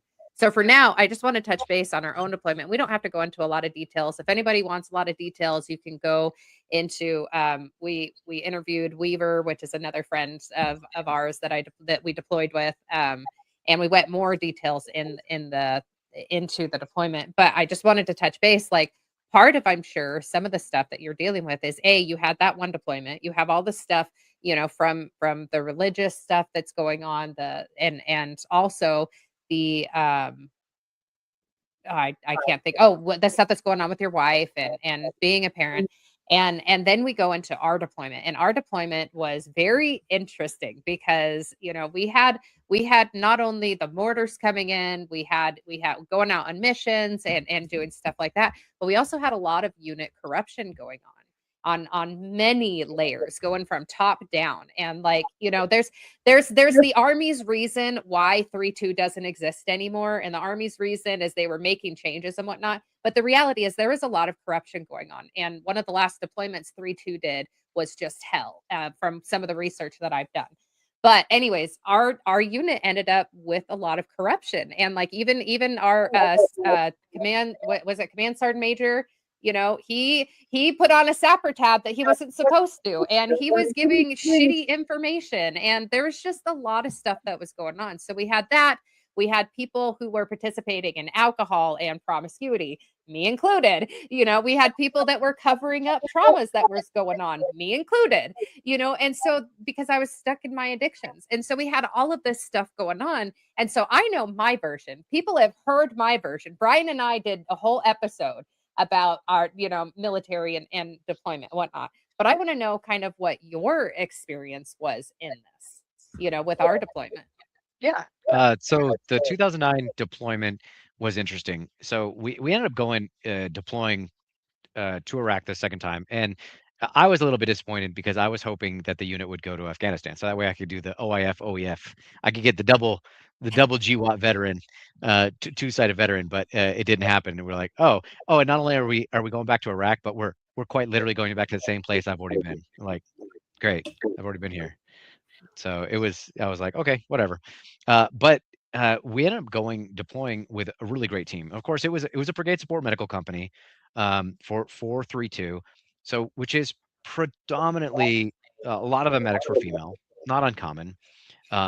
I was one of the senior E5 senior sergeants at the time. I thought you were an E6 when we deployed. When we deployed, I wasn't. I actually got picked up early that deployment. So, Okay. but the deployment started off quite significantly rougher than the previous deployment, and it started with the rollover of the Stryker, which killed Sergeant Todd Selge and Jordan Shea. Shay. And Um, before you go into that, I want to say we've actually talked about them on our show. And I did a pot, and I think I told you about this. Yeah, you were the one that gave me the names. That's what it was. So Nathan gave me the names of these guys, and we've talked about this before. I was on a different podcast, and the Gunny or whatever, yeah, Gunny. I can't remember his name. Over on Homefront Sit Rep. He is the member of Team Fast Track, which does honor flights. And I was able to get an honor flight for Selge and Shay. And it was That's beautiful. fantastic. And I've spoken to their family members, and it's been wonderful. And but yeah, so that rollover was the one where the higher ups told them to turn around on the damn bridge. And they turned around and went over. So I didn't know about the command to turn around. What we had been told at the time was that a Stryker had either backed up off of a ravine or something. Either way, it ended up killing both of them. I remember being pretty upset about it, which was strange for me since I was a not very emotional person. Sergeant Steve Owens, if you remember Steve. So I'm still good friends with him. In fact, he actually came to my faux retirement when I had it, my false retirement ceremony. As did Natalia Hansen and Awesome. yes, yeah, it was great. So, but that deployment that's how it started off. We weren't They were still doing left seat right seat with the unit that we were trying to replace, and this thing happens, and so we get called in at night and they bring in the bodies, um and there's nothing we can do, they're already dead. uh but I remember it vividly. I remember it like it was yesterday, is because of the injuries that were sustained, and I didn't know who it was, so I won't say, but you could tell by the way that the body bag was that someone had been decapitated, because they had respectfully placed the head in the center and then zipped it up, but you could tell. And it hit me. And I remember going like a 4-year-old going in the bathroom afterwards and crying for about an hour. It's not that I necessarily knew them, but like it just hit me. It's like, this is how we're starting. Like it's not even that they got killed from enemy fire. Like that's what really hit me. What also struck me was the realization that, like, all right, we're here tonight. In about an hour, their family's going to receive a knock at the door, with someone in uniform to tell them that, hey, I'm sorry, but your son or your father or your husband are gone, you know. And so it really gut punched me, and I didn't expect that, as much as I did. And I remember Steve coming in and asking, he's like, "Hey man, you okay?" And I'm like, "Yeah, just give me a minute. Yeah, give me some time." And so, and that's how that deployment started, you know, not So to it mention. Go I ahead. was just gonna say it's wonderful to hear that it affected you too. And I know that sounds horrible, right? But like as the lower enlisted, seeing the NCOs just doing what they need to do and they just kind of dissociate, you do what you do. And so like we're trying to do what we do and we're feeling the emotions. But the hard thing about it is that you guys don't get to talk about it with us. And so like all I remember, because one of those bags wasn't closed all the way and I had to clean it up. And I remember one of the NCOs, not Sergeant Man, the one above Sergeant Man. I can't remember his name right now, Mm. but I just remember him coming up and he's like, "Hey, Slider." And I was like, "Roger." He's like, "Clean that shit up." And I just remember just feeling like this person doesn't have a heart. And so being on the other side, this is super cathartic to actually see that it affected you guys and that I wasn't alone in how it affected me. So thank you for being raw and vulnerable because it's good to see that other side. It did, and I didn't expect it to. I didn't expect it to hit me the way it did. Because there is some expectation that when you're a leader, you're an NCO, you're 2 you're an NCO, and you're a medic. So it's like, hey, like, yeah, you just got to deal with it. That's what. And Steve was that way. It's just he was able to compartmentalize his emotions, and he's still that way to this day. He's amazing, but that's why he's so good at his job, is because he can compartmentalize and set aside his emotions about it and work, and do really well. So, but so it started off that way, then roll through, besides the issues with the unit, right? Besides Command Sergeant Major Winters, besides Woody Marisette and Stacy Thompson, Captain Thompson, right? Captain sleeping with an E4. Yeah, and then she disappears, and he gets an Article 15, and Yep. yeah, and she's married, and yeah, so Yep. yeah, so all of these things that come up, right? It's just sort of, and but what's weird is that all of those things didn't necessarily affect me, but I can't ever forget, I can't ever let go of, the things that the casualties that we received. So including, if you were there, I don't know if you remember the kid who did the joyride in the up armored Humvee, right? Came in, you know, I'm me and Steve are the ones actually working on the kid, and Captain, who was it? It was Captain, who was the Rachel Villacorta. Yeah, Rachel Villacorta. She's the surgeon, primary surgeon, and so we're checking it, and she goes to do a rectal exam to see what his rectal tone is, and she does it, and then she looks at us, me and Steve, and she goes, like, meaning no rectal tone, which means he's got a severe spinal injury. So this 19-year-old kid who decided, again, it's the little, it's always the little details that really I have difficulty with, right? It's like this 19-year-old kid decides to go on a joyride with his buddy in an up armored Humvee, rolls it, gets ejected, gets folded in half, right? And they bring him in, and now he's a paraplegic for the rest of his fucking life, right? Like how do you like? That's where I was like, my mind was just like firing. Like, how do you process that, right? Like, all because he decided to do something stupid. Again, not from combat, right? It's like, what are we doing? Like, we're killing ourselves. We're not even engaging with the enemy, as far as I know, you know. Um, so there's that one. Then there's what else? There was, and I forget his name, even though I shouldn't have, but a kid who was under investigation at 114 Cav. This was near the end. He was under investigation for child pornography, unfortunately, and he was on suicide watch. And according to the stories that we received, the guy who was supposed to be watching him basically did the old, uh, hey, I need to go to the bathroom. Sets his rifle down, goes to the bathroom, because he knows what the kid's gonna do. So kid grabs the I M4, racks one, sticks it in his mouth, and again, Leanne, Runenbaum, Yeah. she was Ronnie the medic Ronnie on. Ronnie Yeah, was my roommate in Iraq, and yeah, she's my best friend, and yeah. yeah. Ronnie was the one that was on duty that night and brought him in, and I remember her just trembling like a leaf, and they're pushing this kid on the rickshaw, and literally the contents of his head are just dripping all over our floor as they bring him in. And again, it was me and Steve. Steve actually pounds on my door. He goes, hey, come on, like, we got a patient. So I throw on all my shit and we go in. And yeah, again, it's the little things that you remember. Kid still got his fucking earphones in his ears. Completely peaceful look on his face. Gone. So so yeah, all of these things, lovely memories We of also being had the stationed. 12-year-old boy that was shot with the 50 cal through his thigh, Yep. You and guys then had that one. I was not there for that one. So I okay. was not there for that one. And you guys also had, oh, again, the small little details. The contractor, the Yes. communication. He was a civilian comms contractor. He'd been there for 24 hours, I think less.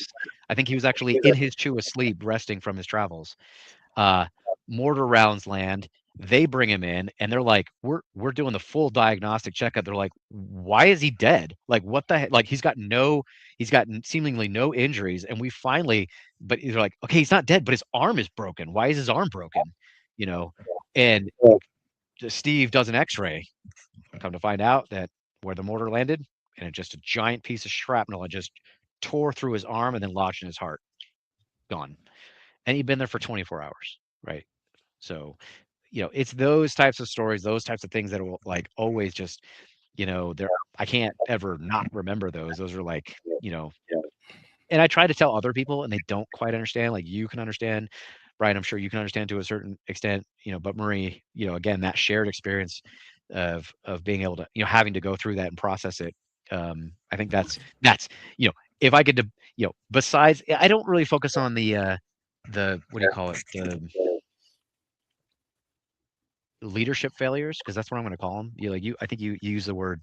Um, um, I think you'd use the word corruption. Of course, Yes, there's corruption. corruption. Yeah. The Stryker Brigade wasn't shut down because of corruption. The Stryker Brigade was shut down because the Army does transformation and just units come and go. So having worked in the G1, they come and go. But anyway, so that's kind of that was my experience of the deployment, was those traumas. Besides all the things that you guys dealt with, Vickers, who else was it? Allsop, Allsop, Tucker. Like people who ended up having to literally be like chemically restrained and then left the combat zone because for whatever they had going on in their life, so much trauma. And it was, and I think that's why those are a lot of the reasons why I ended up having difficulty on the backside of that deployment, where it's like, that's a lot of destroyed lives. There's a lot of crushed souls. Because we're at the kind of the point where we got to kind of start getting ready to land the plane, let's kind of shift focus now to like, where are you going to go with the, you were supposed to retire. You want to hold off on that. What does your future look like for you now? And what are you doing to take care of yourself through this step too? So come to, I find myself eventually in the Pentagon. So working in the G1, which is personnel. So the ASA MNRA is Assistant Secretary of the Army for Manpower and Reserve Affairs. So it's basically, that's the secretariat that's involved with all of like the G1, right? So all personnel related issues. That's pay, that's promotions, that's you name it, right? Reception, integration, all that. So I ended up, catching the R2TF, the Reinstatement COVID Task Force, and again, they, I said, oh yeah, here's my story. And they're like, that's amazing. We'd love to have you on our team. And I'm like, that's cool. I'm getting ready to retire. And they're like, can you stay on for one more year? And I'm like, sure, why not? If I can help some people. So I ended up extending. So I've just extended a year. So April, this time next year, I will officially be retired. So hopefully, unless something else doesn't come up, God forbid, knock on wood. So, but no, it's great to be able to help people. Where I'm going from here, besides working in the task force, so we have a really successful catering and bartending business in the area, which is mobile catering and bartending. So it's on the fly tapsters. I can send you guys the link later on as well. So if anybody's interested, so that's actually going really well, very successful. Good. But besides that, for me personally, that's the hard part. So again, this expectation that I'm an aviation major, right, with more than 2 decades of service, I should know what I want to do and where to go, and I don't. I should know how to manage some of the strong emotions and feelings that I have. And honestly, I was doing it was online therapy for a couple years, and I realized like, hey, real quick aside, realization of like suicide. It was like, yes, there are multiple reasons why you shouldn't, right? It's not like we encourage people to do it, right? But the thing is that is a choice that each individual has to make, but they have to come to the realization that there is a reason to continue on. My reason to continue on ended up being my family. Again, like I said, I realized like, oh, I don't want to do that to my kids. Like, I don't want them to grow up, be like, yeah, my dad offed himself, right? And it's not like a selfish thing. It's sort of it's just, everyone's dealing with something, right? But you have to find a reason to continue to be able to serve. You guys, your podcast is here because you want to serve. You want to show other people like, hey, you're not alone. Just come out, let's talk, right? There's no pressure to it. It's just, hey, you have to come to your own realization about why you want to continue on. And so with my own journey, it's sort of like, I'm still trying to find out who I am actually underneath, besides what I have done, besides my aviation career, besides, being a soldier, and a father, husband, whatever, business owner. I'm just trying to figure that out. And Is it kind of scary to think about life after service? There's trepidation. yeah, there's some nervous anxiety. Yeah. Oh, I don't hear you. So we're going to have a lot of talks between now and then because I want to help you to be able to get incorporated into your new squad, which will be us, the veteran community. And so you will not be alone when you're transitioning. And so we will be here for you. I appreciate that. And then and that's also hard for me too, to a certain degree with the veteran community, is knowing that like I already do consider myself a veteran. Like, hey, I know I'm a veteran. I've already the amount of time I've served, the things I've done, like I know I'm a veteran. And Bryan, you've seen it. You mentioned it, right? There was a lot of people who are just they're veterans, but they're assholes, right? They're like they so it's sort of like I am proud to be a veteran. I'm proud to have served. I'm proud to have, worn the uniform of my country that I love, right? That is actually the best country on earth in history, hands down, regardless of all the bad that happens, it's still the best country. Just go to another country, you'll see. But Mhm. but um I struggle with it, right? Of like, wearing the veteran hat, right? Because I'm like, I'm, you know, I don't it's hard for me because it don't it's sort of a little bit of the joke, right? The especially happens uh during Veterans Day, right? Like, thank me for my service, right? Yeah. Where's my free sandwich?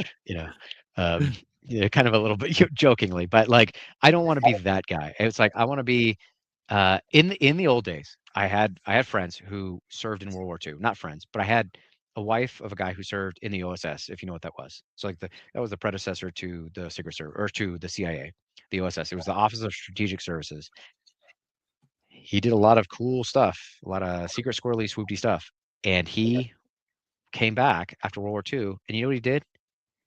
He became a regular guy. He became a regular guy. People respected him. He became a business owner, everything else. And so there for me, it's like, yes, my children and my family will always have like some of the things you see behind me, the memorabilia. But at the end of the day, like I just want to be a human being, try to help other human beings. So, but thank you, Marie. I appreciate that. Yeah. And Bryan, thank you so much for having me on. Seriously. Oh, We are so absolutely. glad to have you here. And Bryan's going to so I wish we could have more time. I wish we could. And we would love to have you come back on here.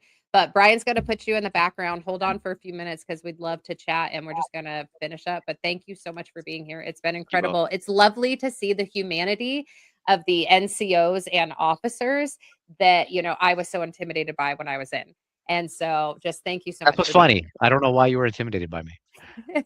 Because you had rank. Well, yeah. Well, sir, thank you so much for your service to our country still. And thank you for everything you're doing, bro. Thanks, And Bryan. we're always here for you, man. Appreciate you. Seriously. Love you both and continue to do great things with the podcast. Seriously. Love you too, Thank you. brother. Thank you. Okay.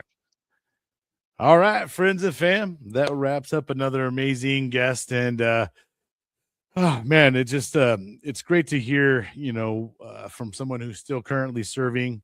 And We just don't have enough time in the world to have these discussions. I know it is Ugh. hard. It is hard because there's so much to hear from the stories from everybody that served, and especially when you've deployed or whatever, to get that perspective.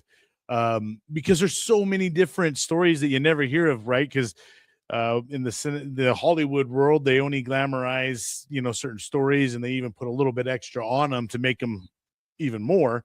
So yeah, it's great to get to hear from everybody in the perspective, and then we get to hear names of fallen soldiers and members that served our country that we don't get to hear about them often, right? If they probably weren't in your community or something, you may not even hear about them because Yep. a lot of these stories come and go, and unfortunately, a lot of veteran stories fall to the wayside over all these other crap going on in the country.